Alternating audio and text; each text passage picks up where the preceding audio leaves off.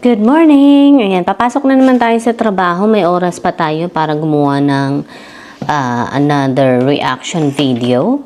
Habang ako ay naghahanda papasok, syempre, mag-almusal muna tayo. Yan ang almusal ko. Ginawa naming pulled pork. Papalaman ko dito sa tinapay. Yes. Tapos, syempre, kape and then tubig. Nandun sa kabila, isang basong malaking tubig ang naubos ko sa isang araw. Yes. At ito ang reaction video natin. Sabi niya, imagine, full-time student ka, then full-time employee ka rin, then late ka lang nagpadala ng sahod mo sa pamilya mo, ganitong message na nakuha mo sa nanay mo. Samantalang yung panganay na batugan at lulong sa sugal hindi mapalayas. This was 2023. Simula nito, di na ako bumalik sa amin. Gumanda lalo ang daloy ng blessing sa buhay ko nung lumayas ako. Natulong pa rin ako pero diretso sa mga batang kapatid ko na lang. At ito ang sabi nung nanay niya siguro. Hindi ko alam, hindi binanggit kung nanay niya o tatay niya. Malamang nanay niya. Sabi niya, di ko kailangan ng pera mo. Sabi naman niya, Eddie, don't. Sabi niya, wag ka nang uuwi dito. Tangina mo. Sure. Kala mo naman ayos ang buhay mo pag ganyan ugali mo. Talaga. Nasagot itong anak. Parang kami ng ugali. Nasagot din kasi ako talaga. Pero alam mo, nasagot ako pag alam kong tama. Grabe. Hindi naman ako yung taong, anong tawag dito? Yung sumasagot ng wala sa lugar or sumasagot ng dahil lang gusto kong sumagot. Hindi. Sumasagot ako dahil alam kong tama ako at nangangatwiran ako pag alam kong tama ako. Yun ang sinasabi ko. Yun ang ibig ko sabihin. Ayan. Ayan. Ito na nga ang sinasabi ko sa ibang mga magulang. Okay? Ay, nako. Yung mga magsisimula pa lang, eto na naman tayo. Na kung hindi nyo kayang magpamilya, wag muna kayong magpamilya. Okay? Kung sa sarili nyo, sa tingin ninyo ay nag-i-struggle pa rin kayo at dinidiscover nyo pa rin ang sarili ninyo, ayun muna ang sarili nyo ang i-discover ninyo. Huwag na muna kayong mag-anak para hindi madamay ang inyong mga anak sa mga maling choices nyo in life, okay?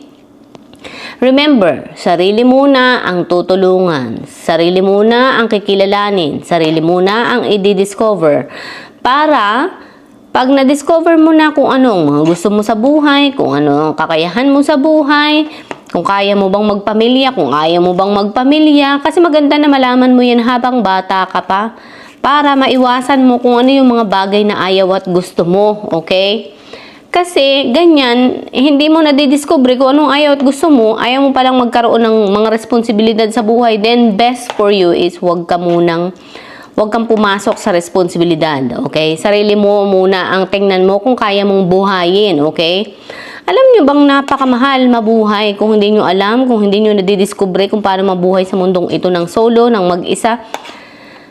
Napakamahal mabuhay, kahit nga may pamilya, napakamahal mabuhay. Kaya dapat alam nyo yan sa sarili ninyo na mahal ang mabuhay. Kaya tingnan nyo muna sa sarili ninyo kung kaya nyo bang dalhin kahit ang sarili ninyo, okay? Halimbawa, sinubukan nyo muna na mamuhay ng sa inyo, manirahan ng sa inyo, sa sarili ninyong apartment. Siyempre, yung upa noon, napakamahal, okay? Tubig, kuryente, pagkain mo pa, ano pa? Pamasahe mo pa kung ikaw ay nagko-commute araw-araw, balikan, pagkain mo pa, tapos biglang magkakasakit pa ang katawang lupa mo. Siyempre, kailangan mo pang ilaban ang katawan mo. Kailangan mo pang bumili ng gamot. Siyempre, 'di ba? Kasi paano kung makakalaban kung di ka inom ng gamot, 'di ba? Hanggang sa mamatay ka na lang nang wala kang laban kasi hindi ka uminom ng gamot, hindi mo tinulungan ang sarili mo na pagalingin. Kaya sinasabi ko sa inyo, mahalaga na makilala ninyo sa sarili nyo yung lahat ng yon, okay? Para hindi kawawa ang maging mga anak nyo. Kagaya niyan, yung maling desisyon mo sa buhay mo, yung anak ang nagsasuffer, yung anak ang nagdurusa. Siya ang nagpapaaral ng mga anak mo na hindi mo kayang paaralin at hindi mo kayang buhayin. Okay? Inom mo na ang kape. Ikaw dapat bilang magulang ang magpapaaral ng mga anak mo. Bubuhay sa mga anak mo. Kaya nga ito yung sinasabi ko, okay? Sa isang anak pa lang, dapat makikita mo na yan kung kaya mong buhayin, itaguyod yung mga anak mo, okay? Isang anak pa lang, malalaman mo na yan. Kagaya ng maliit pa lang ang anak mo, nag-oobserba ka, tinitingnan mo kung ano yung mga kailangan niya. Baby pa lang, di ba lalo na pag baby na, Diyos ko, malaki ang gastos pag baby. Pero habang lumalaki na, medyo hindi na ganun kalaki yung gastos. Pero pag nag-aaral na siya, syempre, elementary, di ba? Kindergarten or elementary. Syempre, wala kayong sasakyan, pamasahe. Sabi ko nga, pamasahe, papasok araw-araw. Pambili ng pagkain na babaunin niya sa school. Kung hindi mo siya bibigyan ng baon na cash. So, at least yung babaunin na pagkain niya ang dadalhin. Syempre, kailangan mo ng pera pambili noon. Syempre, araw-araw yan, Monday to Friday. Pag uwi pa yan, kakain pa yan, di ba? Kakain pa kayo. Ilang beses kayo kumakain sa isang araw? Ako dito sa Amerika, 2 beses lang ako kumakain sa isang araw. Or minsan isa lang, pag nagutom lang talaga ako. Yes, sa Pilipinas ko nga lang nalaman na. Or sa Pilipinas ko lang nga na 3 beses kailangan kumain ka, pero hindi pala. Dito lang sa Amerika na 1-2 beses ka lang talagang kakain, pero busog na busog ka na naman noon, wala ka nang hahanapin pa. Yun. Tapos itong anak mo ay magkakasakit pa, syempre. Saan ka kukuha ng pambili ng pagkakasakit ng bata? Kailangan mo pang ipa-check up yan, kung pinapa-check up mo, kung hindi, pambili man lang na naman ng gamot, diba? Dapat alam mo yun, magkwenta ka, ilista mo sa papel, isang anak. Plus kayo mga magulang, ay hindi kaya, malaki ang gastos naming 3. Huwag ko munang sundan ang aking mga anak. Pagtapusin ko muna ng pag-aaral itong anak ko ng kahit man lang high school. Okay, high school, maganda-ganda na. Pero kung maaari, pag-aralin nyo ng college para kahit paano ay makalaban din siya sa buhay, magkaroon ng magandang trabaho at magandang kita. Para sa ganun na hindi yan babalik sa inyo at magkukumahog sa inyo na tulungan mo siya. Kasi nga, hindi rin niya kaya yung sarili niya. Unless, madiskarte siya at nakakuha siya ng magandang trabaho at magandang kita kahit high school lang ang ginamit niya, di ba?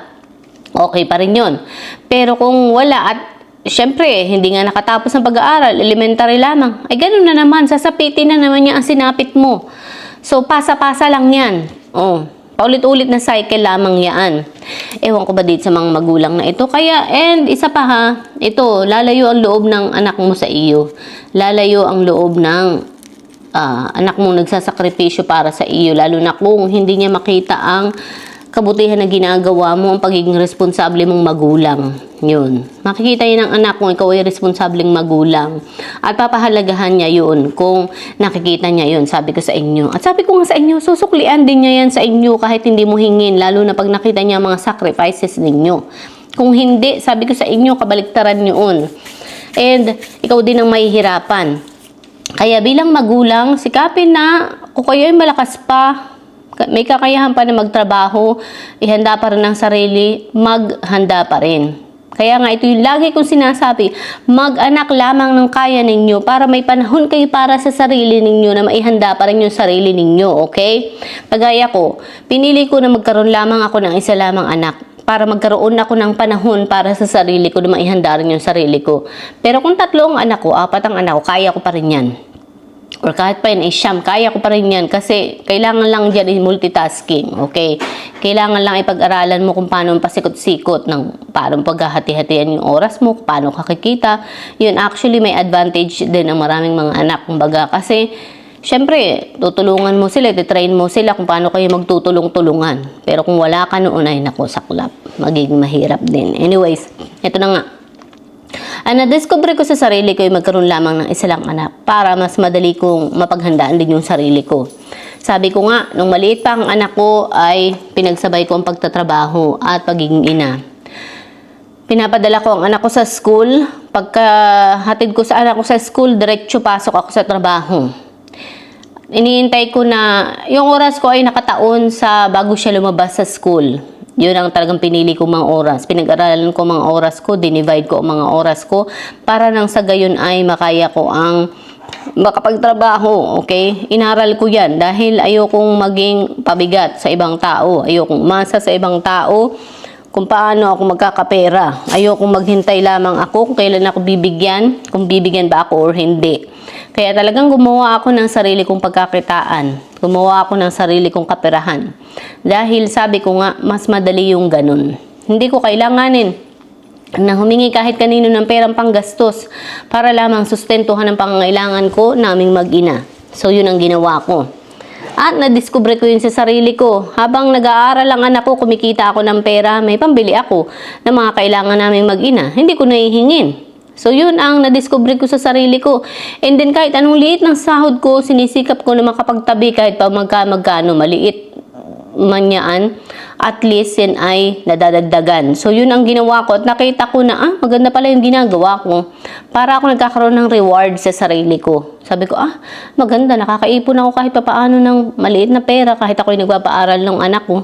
Hindi ba?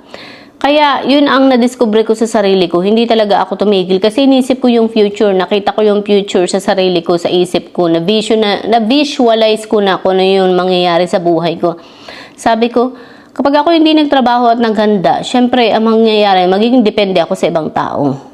Sila yung mga problema sa akin kung paano tutustusan yung mga kailangan ko. Ayoko ng ganun. So, sabi ko, kung magtatrabaho ako at magtatabi ako ng pera para sa sarili ko, kahit pa paano, hindi ko nahihingin yun sa ibang tao. Hindi na nila ako iisipin dahil may pera na akong akin.